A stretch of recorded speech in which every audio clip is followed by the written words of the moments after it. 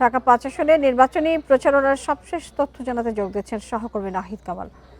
নাহিদ কামাল, জানাবেন যে ঢাকা ৫ আসনের নির্বাচনের প্রচারণে প্রার্থীরা কি বলছেন, কি ধরনের আশ্বাস দিচ্ছেন এবং যারা ভোটার তারা আসলে বিপরীতে কি বলছেন?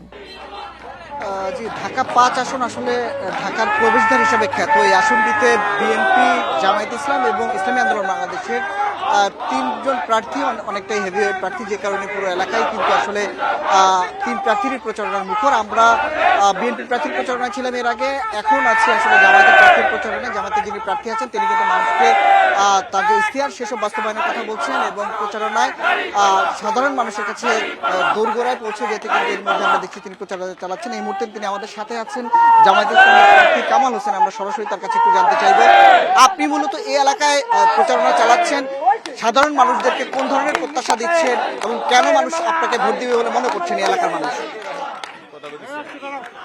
বিসমিল্লাহির রহমানির রহিম। ইন্ডিপেন্ডেন্ট টেলিভিশনের সম্মানিত কর্তৃপক্ষ, দর্শক শ্রোতা যারা শুনছেন সকলকে সালাম, আসসালামু আলাইকুম রহমতুল্লাহ। আমি মোহাম্মদ কামাল হোসেন, বাংলাদেশ জামায়াত ইসলামী মনোনীত এবং 11 দলীয় ঐক্য সমর্থিত ঢাকা ৫ আসনের দাঁড়িপাল্লার প্রার্থী।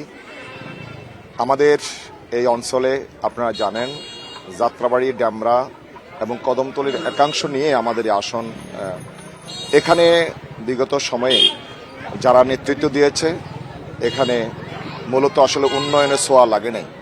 আমাদের এখানে যে সমস্যা, পয় নিষ্কাশন সমস্যা, জলাবদ্ধতা, এখানে গ্যাস নেই, এখানে রাস্তা অপর্যাপ্ত রাস্তা এবং এই এলাকা যেন একটা ময়লার বাগাড়ে পরিণত করা হয়েছে।